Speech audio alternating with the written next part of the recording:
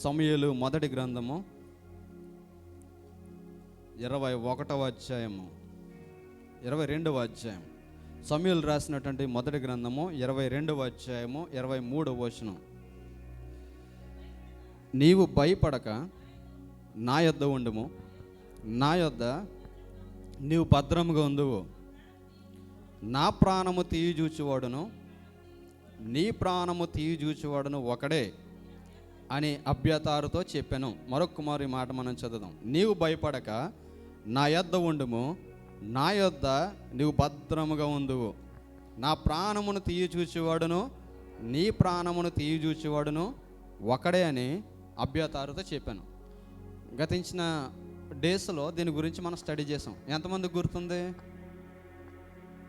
ఈ వారంలో దీని గురించి మనం స్టడీ చేసాం. ఎంతమందికి గుర్తుందండి? శుక్రవారపు దినాన్న మనం దీని గురించి స్టడీ చేసాం. ఎవరి గురించి స్టడీ చేసాం శుక్రవారపు దినాన్న? Who is that person? ఎవరి గురించి స్టడీ చేసాం? దోయగు అనబడినటువంటి ఒక వ్యక్తిని గురించి స్టడీ చేసాం. ఈ దోయగు ఎవరంటే సౌలు పశువుల కాపరిలో ఒక ప్రధానమైన వాడు. ఈ దోయగు ఏం చేశాడంటే దావీదు యొక్క సమాచారాన్ని గురించి సౌలుకు తెలియజేసి సౌలు దగ్గర ఫేవరిజం కోసం పనిచేసి ఒక నిర్దోషక కుటుంబాన్ని నిర్మూలన చేసినటువంటి వ్యక్తి దోయగు. దీన్ని కంటిన్యూషన్ చేయాలని ఉద్దేశం చేత నేను యొక్క కాన్సెప్ట్ని తీసుకున్నాను. ఇప్పుడు మనం చూసినట్లయితే దోయగు సౌలుకి ఇచ్చినటువంటి సమాచారంలో దోయగుని బట్టి ఇక అబ్యాతారు కుటుంబం అంతా కూడా చచ్చిపోయారు. వారంతా కూడా ఖడ్గం చేత చంపబడ్డారు. అయితే ఒక్కడు మిగిలాడు ఆ ఫ్యామిలీలో. అతడు ఎవరంటే ఈ యొక్క అబ్యాతారు. అక్కడ మనం చూసినట్లయితే 19-20 వచనాలు మనం చూస్తే అదే అధ్యాయము 19వ వచనం. మరియు అతడు యాజకుల పట్టణమైన నోబు కాపురస్తులను కత్తివాత హతము చేశాను. మగవారినేమి ఆడువారినేమి బాలురనేమి పసిపిల్లలనేమి ఎడ్లనేమి గార్ధబొమ్మలనేమి గొర్రెలనేమి అన్నిటినీ కత్తివాత హతము చేశాను. అయితే అహీటూబు కుమారుడైన అహీమెలకు కుమారులలో అబ్యాతారును ఒకడు తప్పించుకొని పారిపోయి దావీదు వద్దకు వచ్చాడు. అందరూ చచ్చిపోయారట, అందరూ కూడా చంపబడ్డారు. ఒకే ఒకడు తప్పించబడ్డాడు. తప్పించబడ్డవాడు అబ్యాతారు తప్పించుకుని వచ్చి ఎవరి దగ్గరకు వచ్చాడంటే దావీదు దగ్గరకు వచ్చాడు. నేను చాలాసార్లు చెప్తుంటాను, దావీదుకు ఉన్నటువంటి ప్రధానమైనటువంటి క్యారెక్టర్ ఏంటంటే ఎవడు ఏ పరిస్థితిలో వచ్చినా వద్దు అనే మనస్తత్వం కలిగిన వాడు కాదు దావీదు.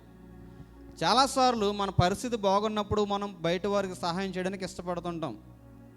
మనకి స్థితిగతులు బాగున్నప్పుడు బయట వారికి ఏదైనా చేయడానికి మనము ఇష్టపడుతుంటాం. కానీ దావీదుకున్న క్యారెక్టర్ ఏంటంటే దావీదు ఎంత కష్టాల్లో ఉన్నా ఎన్ని ఇబ్బందుల్లో ఉన్నా దావీదుకున్నటువంటి క్యారెక్టర్ ఏంటంటే ప్రతి వారిని కూడా ఎవడ కష్టంలో వచ్చి నాకు సహాయం చేయంటే వెనుక తీయనటువంటి మనస్తత్వం కలిగిన వాడు దావీదు. దేవుడు దావీదుని ఆశీర్వదించడానికి అదొక ప్రధానమైన కారణం. చాలామందిని మనం చూసినప్పుడు చాలామంది అన్నీ కలిగి ఉన్నా ఏమీ పెట్టరు. కొంతమంది ఏమీ లేకపోయినా ఏదో ఒకటి పెట్టడానికి ట్రై చేస్తుంటారు. అట్లీస్ట్ ప్రయత్నమైనా చేస్తుంటారు. చాలామంది వారికి ఉన్న దాంట్లో నుంచి ఎదుటి వారికి ఇవ్వడానికి ఇష్టపడరు. కానీ చాలామందిని మనం చూస్తాం వారికి లేకపోయినా వారు దాంట్లో నుంచి ఏదో ఒకటి చేయాలని ఆశపడుతుంటారు.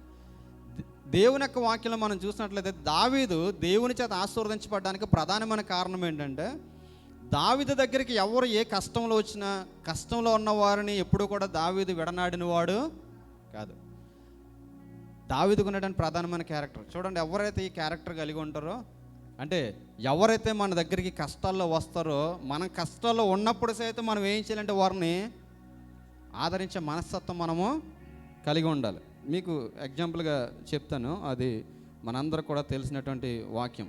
అక్కడ మనం చూసినట్లయితే చూడండి, ఒకసారి మనం చూస్తే 22వ అధ్యాయము సమూయేలు గ్రంథము 22వ అధ్యాయము మొదటి 2 వచనాలు మనం చూసినట్లయితే దావీదు అక్కడ నుండి బయలుదేరి అదుల్లాము గుహలోనికి తప్పించుకుని పారిపోగా అతని సహోదరులు అతని తండ్రి ఇంటి వారందరూ ఆ సంగతి విని అతని యొద్దకు వచ్చిరి. ఇక్కడ కౌంట్ చేయండి, దావీదు కూడా ఎవరెవరు ఉన్నారో ఇక్కడ మనం చూసినట్లయితే మరియు ఇబ్బంది గలవారును అప్పులు చేసుకున్న వారును అసమాధానముగా ఉండి వారందరూ అతని యొద్ద కూడుకొనగా అతడు వారికి అధిపతి అయ్యాడు. ఎవరికి అధిపతి అయ్యాడట? ఏ బ్యాచ్కి అధిపతి అయ్యాడు? ధనము గలవారికి, బలము గలవారికి, శక్తి గలవారికి అధిపతి అయ్యాడా? ఎవరికి అధిపతి అయ్యాడట? ఇబ్బంది గలవారు, అప్పులు చేసుకున్నవారు, అసమాధానంగా చేసుకున్నవారు ఎంతమంది ఉన్నారు? ఇంచుమించు వాళ్ళు ఎక్కువ తక్కువ 400 మంది. ఎంతమంది వచ్చారు దావీదు దగ్గరికి? 400 మంది దావీదు దగ్గరికి వచ్చారు. దావీదు ఏ పరిస్థితుల్లో ఉన్నాడు చూడండి. మొదటి వచనం మనం చూస్తే, తప్పించుకొని, అసలు దావీదుకి ఇల్లు లేదు, దావీదుకి నిలవడానికి నివాసం లేదు, దావీదుకి ఉండడానికి నివాసం లేదు, నిలవడానికి నివాసం లేదు. నివాసం లేకపోతే దావీదుతో పాటు ఎంతమంది వచ్చారు ఇప్పుడు దావీదు దగ్గరికి? 400 మంది వచ్చారు. దావీదు సిచ్యువేషన్లో మనం పెట్టుకుందాం. అసలు మనకు ఉన్న పెట్టం మనం కాదు, బయట వాళ్ళు. చాలామందిని మనం చూస్తాం. ఏ క్యారెక్టర్ కలిగి ఉంటారంటే వారు పెట్టరు. కొంతమంది ఒక క్యారెక్టర్ పెట్టరు, పెట్టనోరు. కొంతమంది అసలు ఎలా ఉంటారంటే వాళ్ళు ఇంకా అసలు పెట్టే మనస్సు వారికి ఉండదు. చాలాసార్లు మనం చూస్తాం, ఇంటికి వెళ్ళిన తర్వాత అంటారు టీ పెట్టమంటారా, టీ పెట్టమంటారు, కానీ అసలు ఇల్లు వరకు కొంతమంది మీరు ఫేస్ చేశారు లేదో మరి. కొంతమందిని మనం చూస్తాం. మొన్న మమ్మల్ని భోజనాన్ని పిలిచారు. అసలు ఇది ఎందుకు చెప్తున్నానంటే కాన్సెప్ట్, మీ ప్రేమ మమ్మల్ని బలవంతం చేస్తుంది. మీ ప్రేమ పోలేదంటాడు, మీ ప్రేమ మమ్మల్ని బలవంతము చేయుచున్నది. యాక్చువల్గా కొన్ని తినకూడదు అనుకుంటాం, కానీ మీ ప్రేమ చూసిన తర్వాత తినేదానికంటే ఎక్కువ తినాలనిపిస్తుంది. జాన్ డిసెంబర్ మాసం అంతా మేము కంట్రోల్ చేసాం. ఎందుకంటే జాన్ ఏ టైంలో ఎలాగ హెల్త్ రివర్స్ అవుతుందో మాకు చాలా భయం అన్నమాట. వారు ప్రేమను బట్టి మేము వెళ్ళిన తర్వాత కాఫీ, టీ, ఒకదాని తర్వాత ఒకటి మజ్జిగ అన్నీ ఇచ్చేస్తుంటారు. జాన్కి మజ్జిగ తాగితే వెంటనే ఆ కూలింగ్ అనేది ఏదైనా తగిలితే వెంటనే చూపించేస్తుంది. మజ్జిగ తాగాడు, ఆ నెక్స్ట్ డే వెంటనే మంచం ఎక్కి పడుకున్నాడు. ఒకటే అనుకున్నాం, వాళ్ళ ప్రేమ మమ్మల్ని బలవంతం చేసింది. ఎంత బలహీనతైనా భరించాలి. మీ ప్రేమ ఉంది, ఏ బలహీనతైనా మాకు చిన్నతనమే. అంటే కొన్ని సార్లు మనం పెట్టే లక్షణాన్ని కలిగి ఉంటే, కొంతమంది పెట్టే ఆధిక్యత కలిగిన వారు పెట్టే మనస్తత్వం కలిగి ఉంటారు. కాబట్టి ఈ విషయాన్ని మనం దావీదు దగ్గరికి మనం చూస్తే, దావీదు కష్టపడి కష్టాల్లో ఉండి దావీదుకే నిలువ నివాసం లేకుండా పారిపోతూ ఉంటే, దావీదు దగ్గరికి వచ్చిన వారు ఎవరెవరంటే ఆ బ్యాచ్ ఎంతమంది? ఒకరిద్దరు కాదు, 400 మంది దావీదు దగ్గరకు వచ్చారట. ఆ వాళ్ళకి ఏమయ్యాడట దావీదు?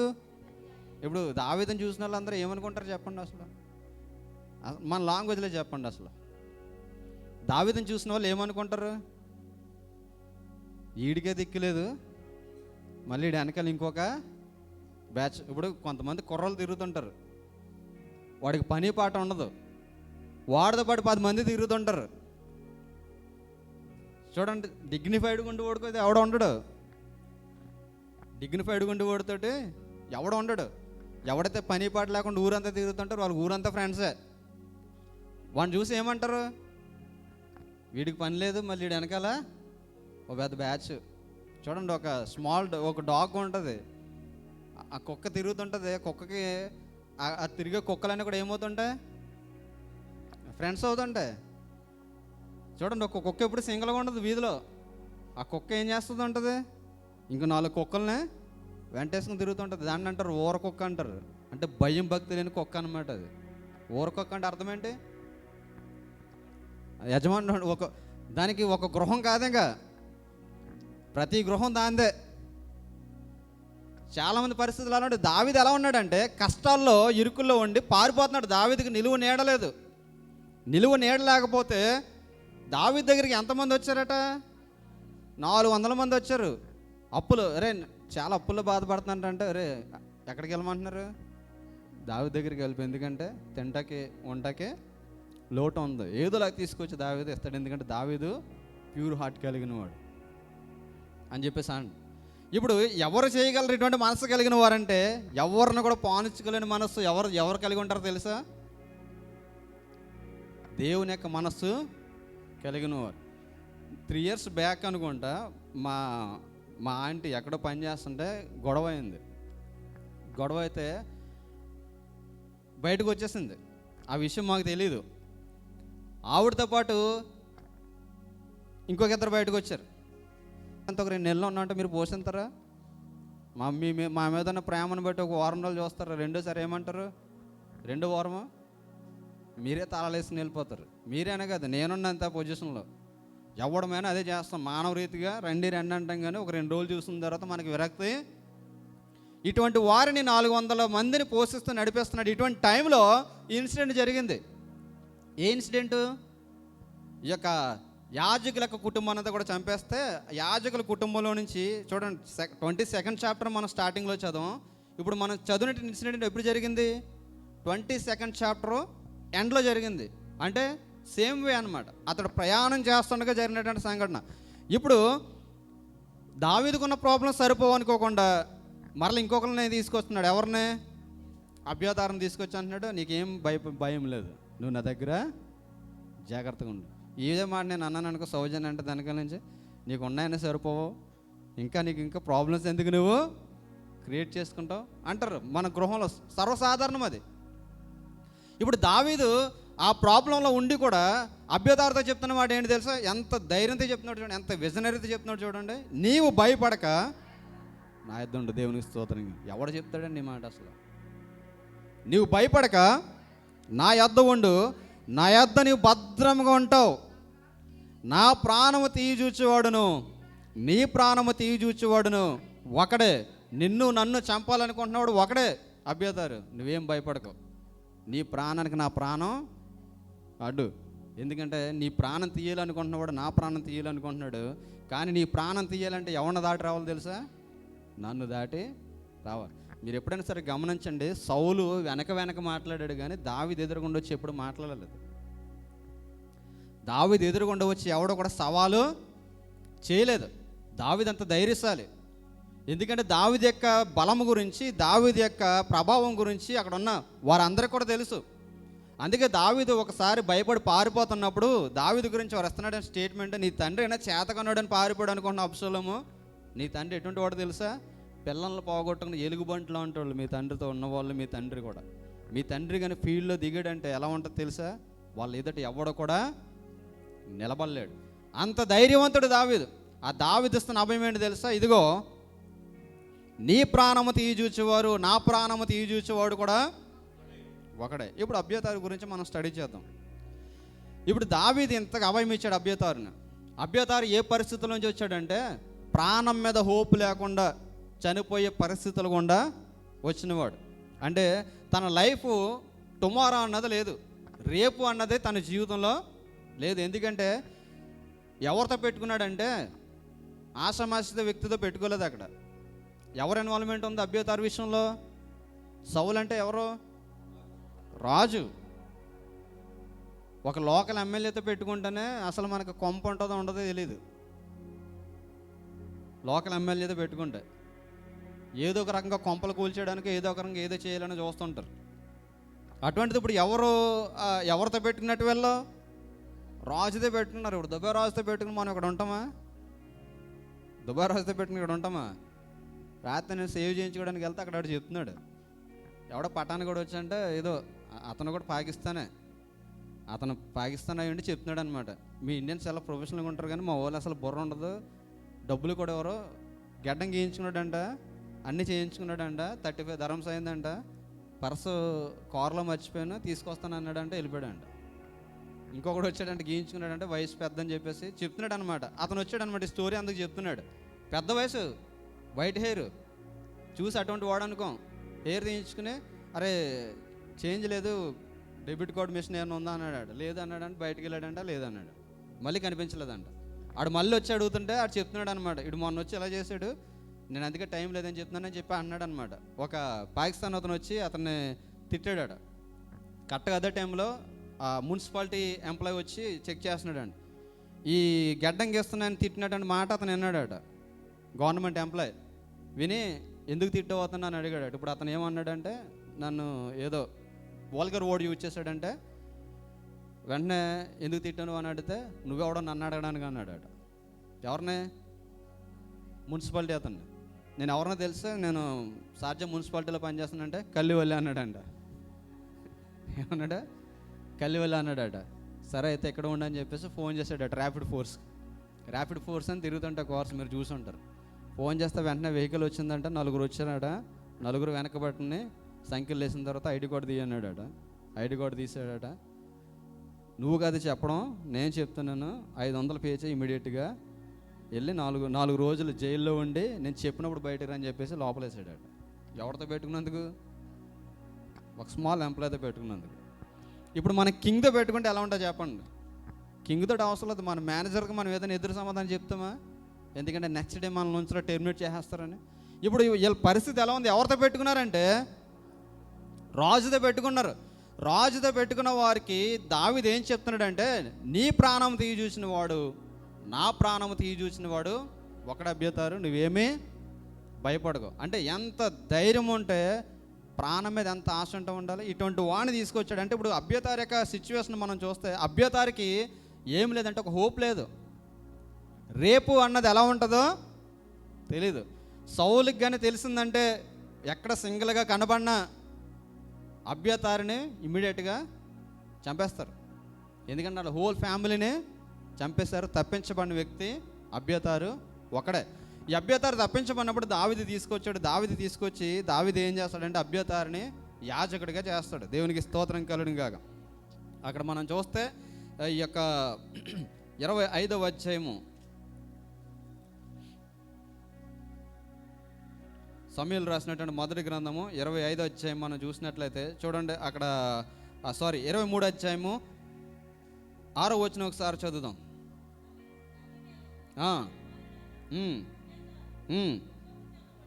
ఎఫోదు చేత పట్టుకొని పారిపోయి కెయీలాలోనున్న దావీదు వద్దకు వచ్చాను. ఇక్కడ మనం చూస్తే ఎవరి దగ్గరకు వచ్చారట? పారిపోయి దావీదు దగ్గరికి వచ్చాడు. అదే అధ్యాయం మనం చూసినట్లయితే 12వ వచనం మనం చూస్తే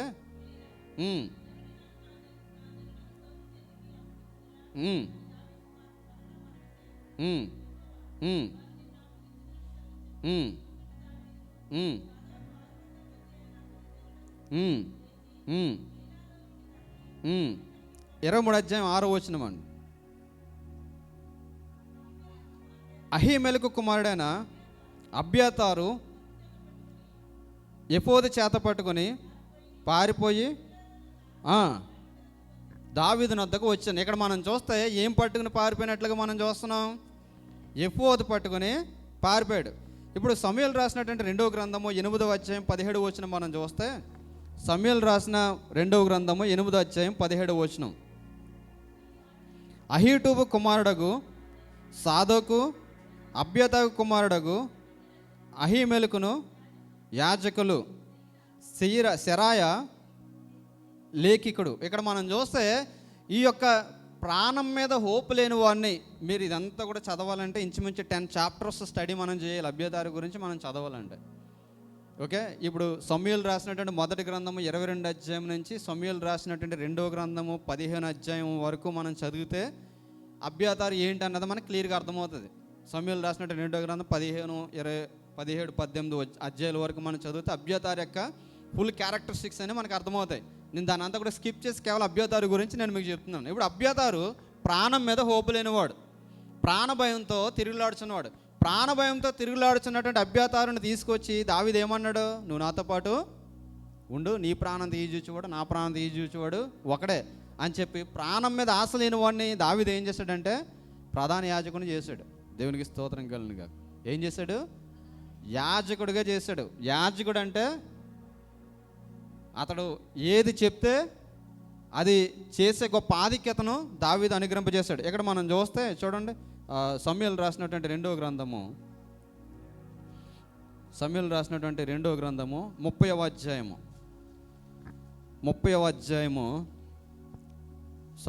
మొదటి గ్రంథం సమూయేలు రాసిన మొదటి గ్రంథము 30వ అధ్యాయము మొదటి 2 వచనాలు చదువుదాం.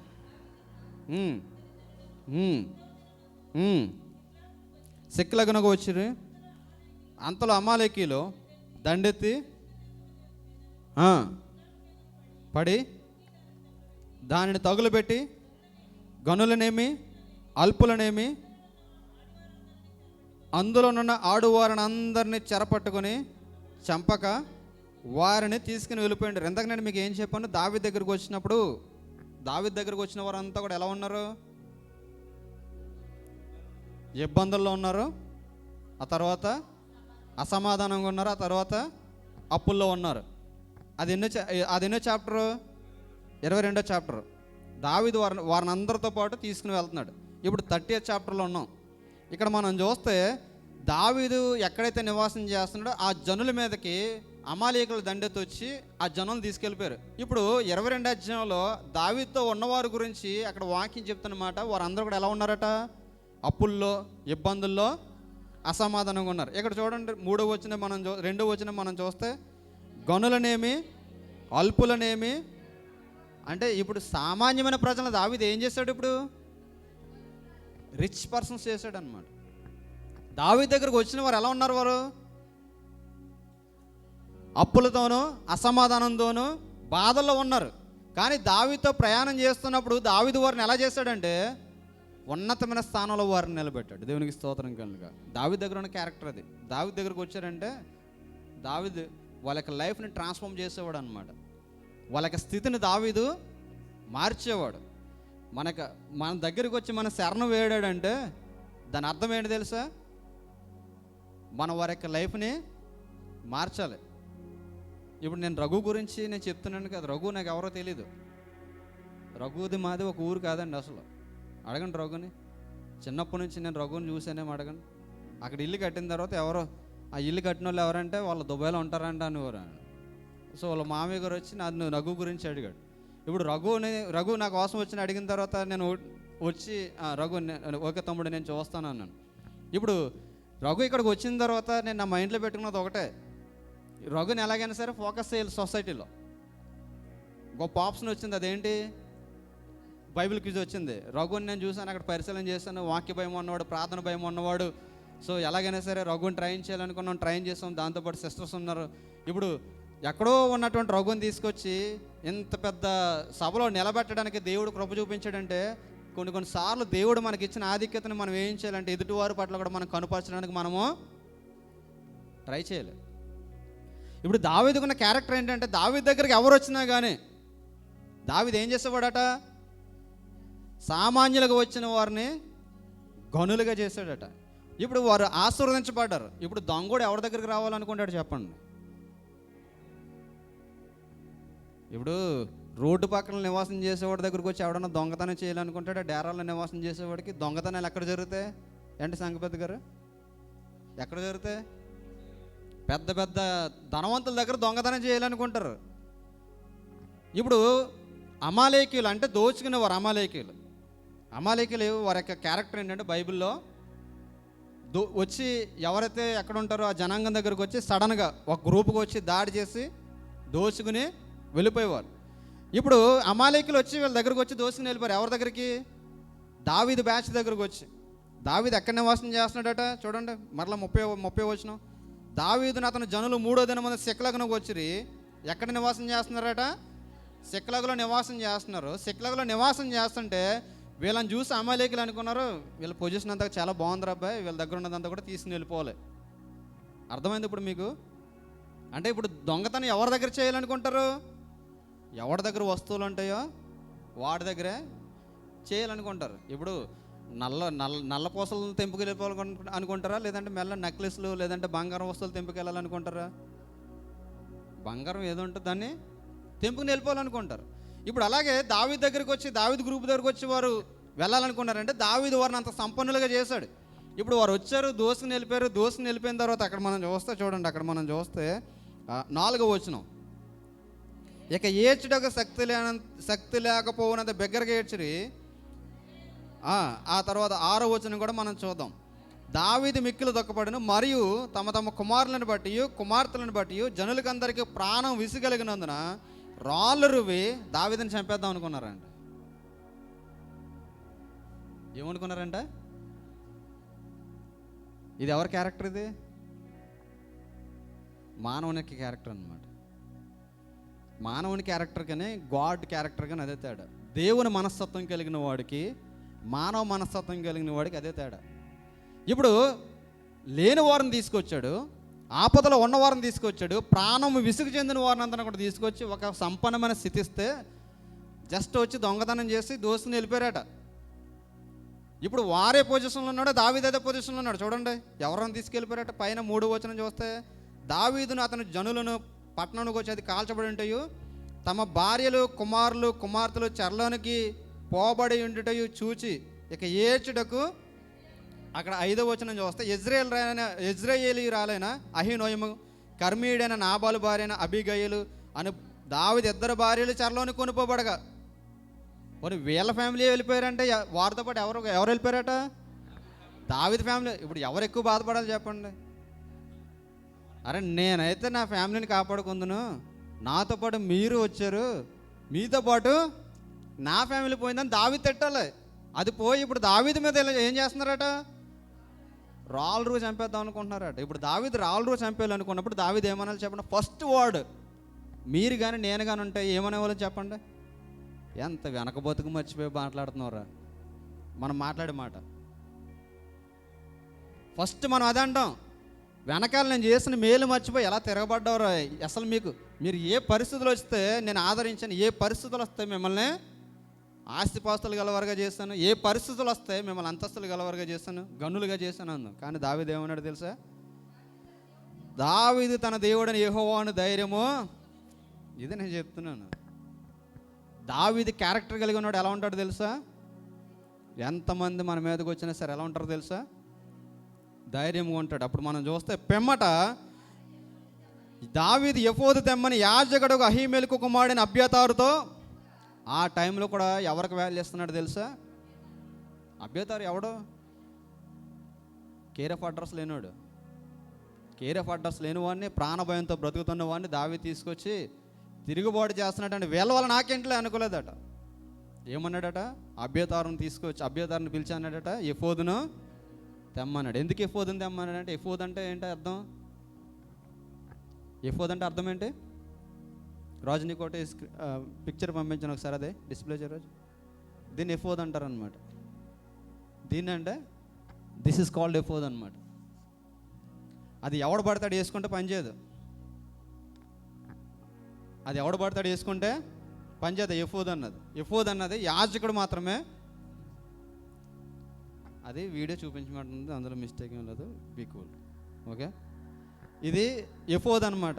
అంటే దీంట్లో ఉన్నటువంటి కేటగిరీస్ ఇవన్నీ కూడా, అంటే ఇది ఒక పెద్ద సబ్జెక్టు. దాని గురించి చెప్పాలంటే మనం చదువుకుంటున్నప్పుడు చాలా సింపుల్గా చదువుకుని వెళ్ళిపోతాం, కానీ దేవుడు మనతో మాట్లాడాలి, దేవుడు ప్రత్యేకించబడినవాడు, దేవుని కొరకు దేవుని దగ్గర నుంచి ఏదైనా పొందుకోవాలంటే ఎఫోదు వంటి వస్త్రాన్ని ధరించుకుని వెళ్ళాలి. అందుకే దావీదు ఎక్కడికి వెళ్ళిపోయినా సరే యాజకుడితో పాటు ఏముండేది?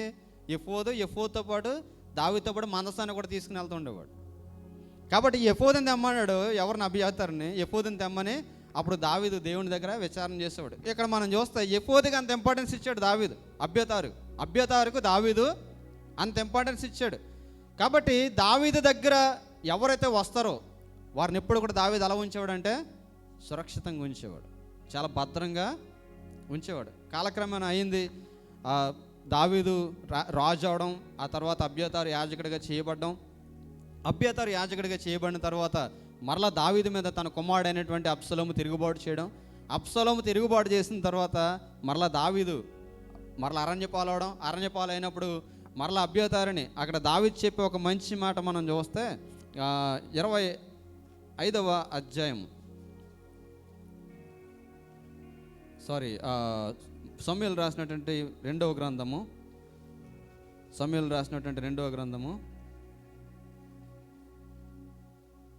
15వ అధ్యాయము 29వ వచనం మనం చూస్తే 15వ అధ్యాయం 29వ వచనం. కాబట్టి సాదోకును అబ్యాతారును దేవుని మందసమును యెరూషలేమునకు తిరిగి తీసుకుని పోయి ఇక్కడ దావీదు చాలా కష్టాల్లో ఉండి అరణ్యంలో ప్రయాణం కొనసాగింపజేస్తున్నాడు. అరణ్యంలో ప్రయాణం కొనసాగింపజేస్తున్నప్పుడు ఈ యొక్క అబ్యాతారు కూడా దావీదుతో పాటు వస్తుంటే, దావీదు యొక్క ప్యూర్ హార్ట్ చూడండి. ఇప్పుడు ఎవడైనా సరే ఏం కోరుకుంటాడు? నేను కష్టాలు అంటే వాళ్ళు కూడా కష్టాల్లోనే ఉండాలనుకుంటాం. ఇప్పుడు మన ఇంటికి ఎవరైనా వచ్చారనుకోండి, మనతో పాటు వాళ్ళు పని చేయకపోతే చాలామందికి ఇష్టం ఉండదు. ఏమంటారు, నేను పని చేస్తుంటే నుంచుంటుంది అంటారు, లేదంటే నేను పని చేస్తుంటే కూర్చుంటుంది, నేను పని చేస్తుంటే నన్ను నిలబడి చూస్తున్నాను. తర్వాత ఇప్పుడు ఎదురుగుండా ఎలా ఉన్నా కానీ తర్వాత టార్చర్ చూపెడతారు చాలామంది ఆడవాళ్ళు అయిన వారు. ఇప్పుడు వాళ్ళు పని చేస్తారంటే అందరూ కూడా ఏం చేయాలి, ఏమున్నా ఏమి లేకపోతే ఏం చేయాలి, ఏదో గిన్నె ఏదో ఒకటి చేయాలి. అక్కడ యాక్చువల్గా పని లేకపోయినా ఏదో ఒకటి చేయాలి. ఇప్పుడు దావీదు కష్టాలు ఉంటే దావీదు ఏం కోరుకోవాలి మాస్టర్? అభ్యతారం చూసాను, అభ్యతారం నువ్వు కూడా నాతోటి. దావీదు ఏం కోరుకున్నాడు తెలుసా? దావీదు రాజు నేను కష్టం పడినా పర్లేదు, కానీ అభ్యతారం మాత్రం ఎక్కడ ఉండాలో తెలుసా? యెరూషలేములో ఉండాలి. దేవునికి స్తోత్రం కలుగును గాక. అంటే అబ్యాతారు కష్టాలు పడకూడదు. ఎందుకు? అబ్యాతారు ఏం ధరించుకున్నాడు? ఎఫోద్ ధరించుకున్నాడు. దేవునికి ప్రత్యేకించబడినవాడు నాతో పాటు శ్రమ అనుభవించడానికి వీలేదు. అబ్యాతారు నువ్వు వెళ్ళి ఎక్కడ ఉండాలో తెలుసా? యెరూషలేములోనే రాజనగరం యందు నువ్వు నివాసం చేయమన్నాడు. కాలక్రమేణా తర్వాత మరలా దావీదు రాజ్యం పొందుకున్నాడు. రాజ్యం పొందుకున్న తర్వాత ఇంకా దావీదు రాజ్యం కొనసాగుతున్నప్పుడు అవసాన కాలంలో జరిగినటువంటి స్టోరీ నేను మీకు చెప్తాను. రాజుల 2వ గ్రంథానికి వచ్చేసరికి, రాజుల మొదటి గ్రంథము 1వ అధ్యాయము, రాజుల మొదటి గ్రంథము 1వ అధ్యాయము 7వ వచనం చదువుదాం. అతడు సెరీయా కుమారుడైన యోవాబుతోను యాజకుడైన అబ్యాతారుతోను ఆలోచన చేయగా వారు అదోనీయ పక్షం వహించి అతనికి సహాయము చేసిరి. కానీ యాజకుడైన సాదోకును యెహోయాదా కుమారుడైన బెనాయాను ప్రవక్త అయిన నాతనును సిమియును రేయియును దావీదు యొక్క సూరులో అదోనీయతో కలుసుకొనకుండిరి. ఇక్కడ ఏం జరుగుతుందంటే దావీదు మరణకాలం సమీపించింది. దావీదుకి మరణకాలం సమీపిస్తే కొన్ని దినాల్లో చనిపోతాడు, ఇక హోప్ లేదు. ఆ తర్వాత రాజు ఎవరవుతారని ఒక ప్రశ్న ఉంది. దావీదు మాత్రం ముందు ఏం డిక్లేర్ చేశాడంటే బెత్షెబాకు పుట్టినటువంటి సొలొమోను రాజు అవుతాడు అన్నాడు. ఈలోపే అదోని అనబడినవాడు ఏం చేశాడంటే దావీదు కుమారులో ఒకడు దావీదుకి తెలియకుండా దావీదుకి విరోధంగా తను రాజు అవడానికి ప్లాన్ చేశాడు. అందరు జాగ్రత్తగానే ఉంటున్నారు కదా. అదోని అనబడినటువంటి వాడు దావీదుకి తెలియకుండా దావీదుకి విరోధంగా రాజు అవడానికే ప్లాన్ చేశాడు. అక్కడ మనం చూస్తే చూడండి, 6వ వచనం మనం చూస్తే, అతని తండ్రి నీవు ఈలాగు ఏల చేయుచున్నావు అని అతని చేత ఎప్పుడూ విచారించి అతనికి నొప్పు కలగ చేయలేదు. చూచుటకు అతడు బహు సౌందర్యం గలవాడు. ఈ యొక్క అదోని అనబడిన వాడి గురించి వాక్యం వస్తున్నటువంటి స్టేట్మెంట్. ఈ అదోని అట ఎలా ఉన్నాడట? బహు సౌందర్యవంతుడట. అంతేకాకుండా ఇతడు ఏం చేసినా సరే దావీదు ఏం చేసేవాడట? ఏం కలగజేసేవాడు కదట? నొప్పు కలగజేసేవాడు కాదట. అందుకే నేను ఏం చెప్తుంటానంటే పిల్లలకి ఏం కలగ చేయాలి? అతని చేత ఎప్పుడునూ విచారించి అతనికి అరే ఏదైనా తప్పు చేస్తుంటే ఎందుకు చేస్తున్నావు అని ఒకటి ఇచ్చేవాడు కాదట. తప్పు చేస్తున్నప్పుడు అల్లరి చేస్తున్నప్పుడు ఒకటి లాగిచ్చి రెండోసారి సైలెంట్గా ఉండమని అనుకుంటాడికి ఏం గుర్తొస్తుంది? దెబ్బ గుర్తు రావాలి. వాక్యం చెప్తుంది, బెత్తం వాడని వాడట తన కుమారుడికి విరోధం అంటది. నేను చాలాసార్లు చెప్తుంటాను దావీదు యొక్క లైఫ్ స్టైల్, దావీదు యొక్క ఫ్యామిలీని మనం చూస్తే దావీదు తన కుమారుడు గురించి ఇస్తున్న స్టేట్మెంట్ ఏంటి తెలుసా? చాలామంది అంటారు మా అమ్మాయిని చాలా గారంగా పెంచామండి, మా మనవరాలు అంటే మాకు చాలా గారం అండి. నీకు గారం అయితే నీకు బయటోడికి కాదు. ఆ తర్వాత వాళ్ళని చూసి బయట వాళ్ళు మనల్ని చీ అంటారు. ఆ స్టేజ్ మనము తెచ్చుకోకూడదు. ఇప్పుడు దావీదు యొక్క ఫ్యామిలీ అందరి ఎదుట దూషించబడడానికి కారణం ఏంటంటే ఎవరు? దానికి కారకులు డేవిడ్. తప్పు చేశాడట. తప్పు చేస్తే రే నువ్వు చేసేది ఎందుకు అతడు చాలా సౌందర్యం చాలా అందంగా ఉన్నాడని చెప్పి దావీదు అనుకున్నాడట. ఎందుకు ఇన్ని దుఃఖ పెట్టాడు, ఎందుకు ఇన్ని గాయపరచడం అనుకునేవాడట. కానీ వాక్యం ఎప్పుడు చెప్తుంటుంది, బాలుని హృదయంలో మూఢత్వం స్వాభావికంగా పడుతుందట. బాలుని హృదయంలో మూఢత్వం ఎలా పడుతుంది? స్వాభావికంగా పడుతుంది. అంటే వాళ్ళ స్వభావం అటువంటిదట. అయినప్పటికీ శిక్షాదండము దానిలో నుండి పారద్రోలను అంట. శిక్షాదండం అంటే మూఢత్వం పుట్టినప్పుడు ఏం చేయాలంట? ఒకటి ఇవ్వాలట. ఒక స్నాప్ ఇస్తే ఆటోమేటిక్గా దాంట్లో నుంచి వెళ్ళిపోతాడు. స్వాభావికంగా పుట్టినా కానీ దాన్ని మనం తీసేయాలి. ఇప్పుడు చూస్తే ఈ అదోనియా దావీదుకు విరోధంగా రాజ్య పరిపాలన చేస్తుంటే దావీదుతో పాటు కష్టాల్లో ఉండి దావీదుతో పాటు దావీదు యొక్క ప్రయాణంలో సహవాసం కలిగినటువంటి ఇక అబ్యాతారు ఏం చేయాలి చెప్పండి?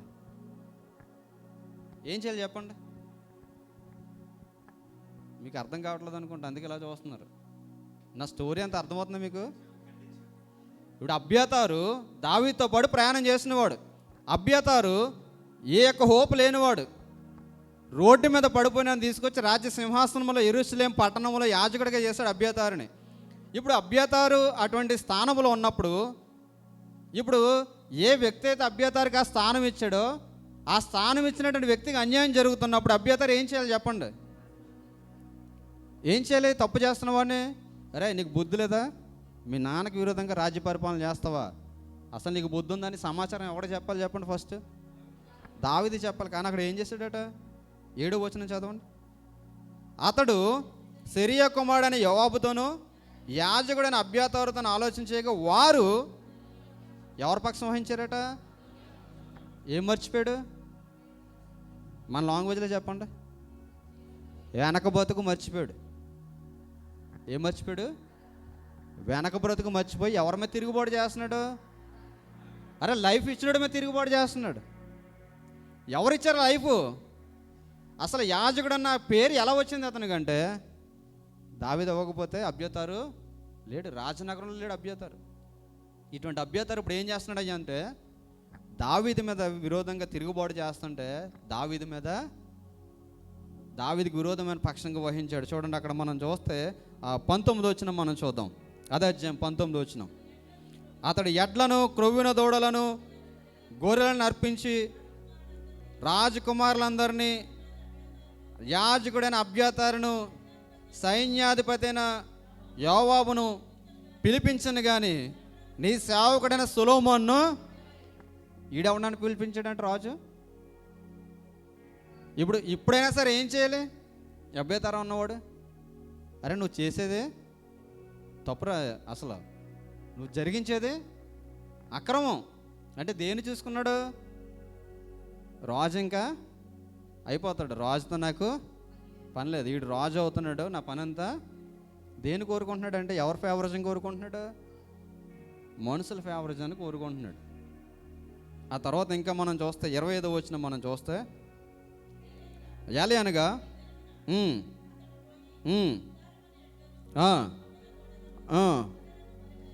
బలిగా అర్పించి రాజకుమారులందరినీ, సైన్యాధిపతులను, యాజకుడైన అబ్యాతారును పిలిపింపగా వారు వాని సముఖములో అన్నపానములు పుచ్చుకొనుచు రాజు అయిన అదోనియా చిరంజీవగునుగా కానీ పలుకుచున్నారట. అంటే దేనికి కకృతి పడిపోయాడు? అంటే ఒక పూట ముద్ద పెడితే స్థానం మార్చేస్తాడు అనమాట. అంటే ఇంక వాల్యూస్తో పని లేదు. అసలు నాకు ఈ స్థానం ఇచ్చింది దావీదు. ఇప్పుడు నాతాను అందుకు రోషంతో నిలబడ్డాడు. దేవుని కొరకు నిలబడేవాడికి, దేవుని కోసం నిలబడక టైంతో పబ్బం గడికిన వాళ్ళకి ఇదే తేడా. దేవుని కోసం నిలబడేవాడు ఎప్పుడు కూడా ఎలా ఉంటాడంటే రోషంతోనే ఉంటాడు. సిచ్యువేషన్స్కి ఎప్పుడు కూడా సిచ్యువేషన్ ఏదైనా సరే ఒకేలా ఉంటాడు, మార్పు చెందడు. అబ్యాతారుని మనం చూస్తే చూడండి ఎంత క్రిమినల్గా ఆలోచిస్తున్నాడు, ఎంత క్రిమినల్ మైండ్తో ఆలోచిస్తున్నాడు. రాజు ముసలాడు అయిపోయాడు, రాజు ఇంకా కొన్ని దినాల్లో చచ్చిపోతాడు.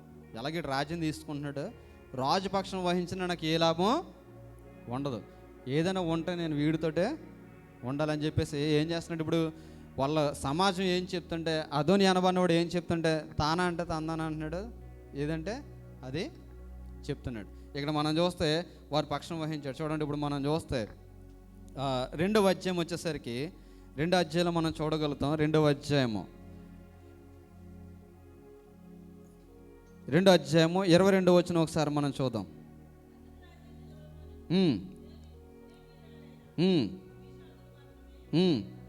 2వ అధ్యాయము 22వ అధ్యాయం. అభిషేకును మాత్రమే అదోనియా కొరకు అడుగుటేయాలా? అతడు యాజకుడైన అబ్యాతారు కొరకును, సెరియా కుమారుడైన యోవాబు కొరకును రాజ్యమును అడుగుమని తనతో చెప్పిన. ఇక్కడ చూసారా, రాజ్యం ఎవరిది అనుకున్నాడు? అదోనీది అవుతుంది అనుకున్నారు. ఫస్ట్ చాప్టర్లో రాజ్యం ఎవరిది అనుకున్నారు?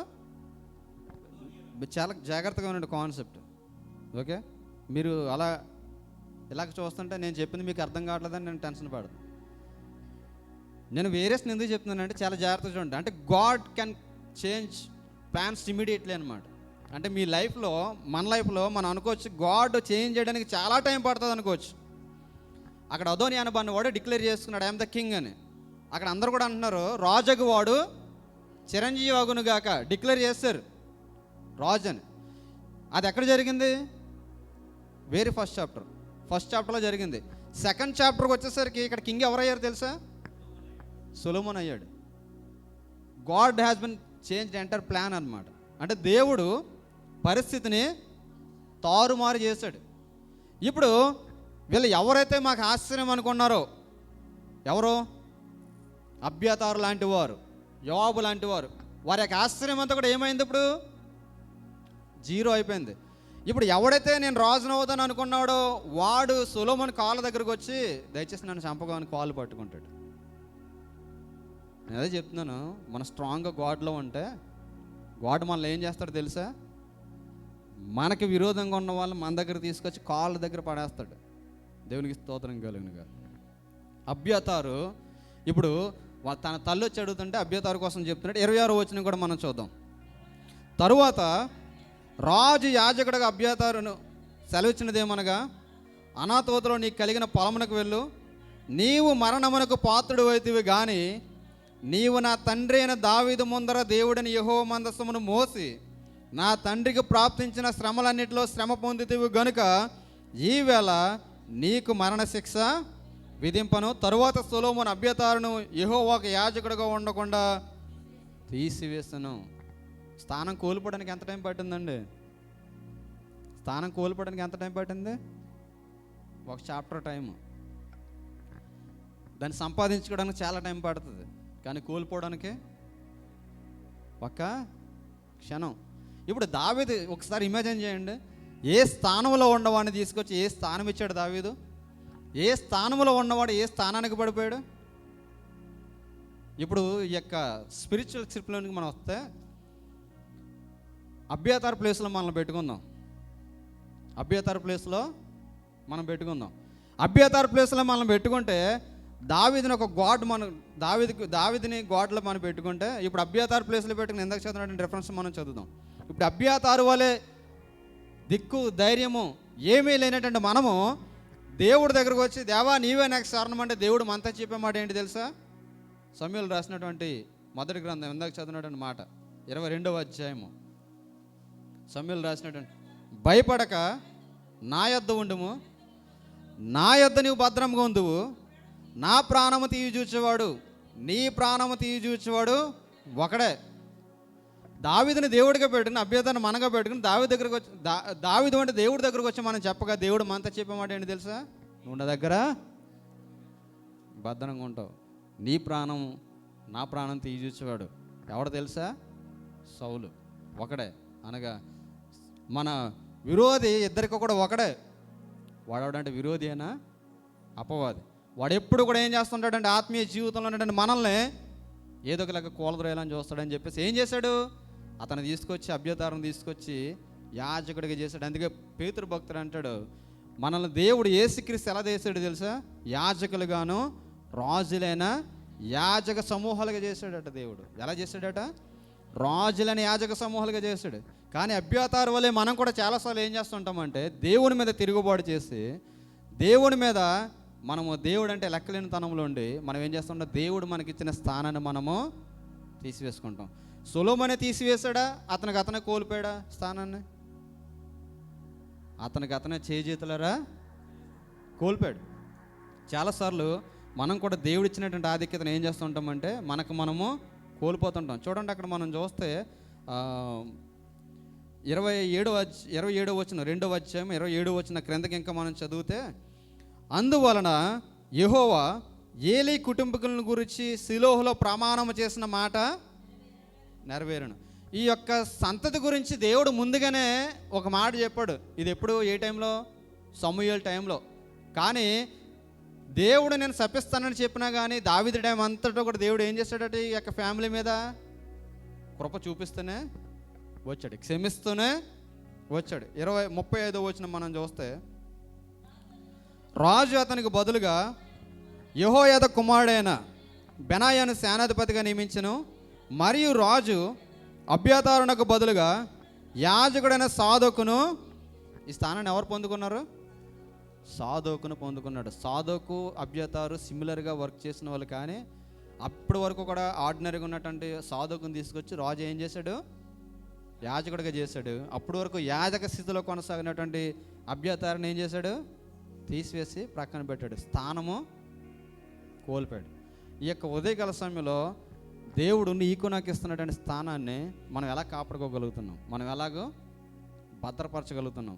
దేవుడు నీకు నాకు ఇచ్చినటువంటి స్థానాన్ని, అది సంఘంలో కానీ మన సొసైటీలో కానీ అది ఎక్కడైనా సరే, ఒక విశ్వాసగా నేను నువ్వు ఎలాగో కాపాడుకోగలుగుతున్నావు? How you're protecting your character అంటాను. ఎందుకని అంటే మనం ఎలాగ దేవుని ఎదుట మనల్ని మనం కాపాడుకోగలుగుతున్నాం. చూడండి, దావీదు ఎన్నో కష్టాల్లో, ఇరుకుల్లో, ఇబ్బందుల్లో ఉండి అబ్యాతారుని తీసుకొస్తే అబ్యాతారు వెనక స్థితి మర్చిపోయాడు. తనకిచ్చినటువంటి హోదాను మర్చిపోయాడు, తనకిచ్చినటువంటి స్థితిని దేవుడు మర్చిపోయాడు. అందుకే నేను సంఘంలో చాలాసార్లు చెప్తుంటాను, నీకు దేవుడు పాటలు పాడే ఆధిక్యతనిస్తే నువ్వు పాటలు పాడడానికి ఎప్పుడు కూడా సిద్ధపాటు కలిగి ఉండాలి. నువ్వు వాక్యం చదివే ఆధిక్యత కలిగి ఉంటే వాక్యం చదివే ఆధిక్యత నువ్వు ఎప్పుడు కూడా కలిగి ఉండాలి. నీకు ఏదన్నా వాయించే ఆధిక్యత కలిగి ఉంటే ఆధిక్యత నువ్వు ఎప్పుడు కూడా దాన్ని ఎలా కాపాడుకోవాలి తెలుసా? ఆ స్థానం ఎవరు కూడా తీసుకోవడానికి వీల్లేదు అన్నట్టుగా మనము దేవుని సన్నిధానంలో పనిచేయాలి. అప్పుడు దేవుడు ఎలా వాడుకుంటాడో తెలుసా? మనల్ని ఘనమైన పాత్రగా వాడుకుంటాడు. దేవుడు కావాలంటే మన స్థానం తీసే స్థానం ఎవడు ఎంతో టైం కాదు. అదే చెప్పాను నేను. ఫస్ట్ చాప్టర్లో యాజకుడిగా కొనసాగాడు, సెకండ్ చాప్టర్లో తీసివేయబడ్డాడు. ఫస్ట్ చాప్టర్లో అదే నేను రాజును అవుతాను అనుకున్నాడు, కానీ సెకండ్ చాప్టర్లో ఎక్కడ సొలొమోను చేత చంపబడే ఒక తేన స్థితికి అదోనియా వెళ్ళిపోయాడు. మనం దేవుని యొక్క చేతిలో ఎప్పుడు ఉన్నప్పుడు, దేవుని దగ్గర ఎప్పుడు కూడా కనిపెట్టుకుని ఉన్నప్పుడు, ఎలాగైతే దావీదు దగ్గర అందరూ కూడా కనిపెట్టుకుని దావీదుకి సహాయం కొరకు ఎదురు చూస్తారు, అలా మనం కనిపెట్టుకున్నప్పుడు దావీదు ఎలాగైతే ఆస్తికర్తలుగా చేశాడో దేవుడు కూడా అంతకు మించిన ఆస్తికర్తలుగా మనం చేయడానికి ఇష్టపడే దేవుడు. కాబట్టి అబ్యాతారు వలె తిరుగుబాటు చేసేవారుగా కాకుండా దేవుడు మన జీవితంలో చేసిన ప్రతి మేలును తలంచుకుంటూ దేవుని కొరకు శ్రేష్టమైన జీవితాలు జీవిద్దాం. దేవుడి వాక్యాన్ని దీవించిన గాక. ఆమేన్. అందరూ కూడా లేచి నిలబడి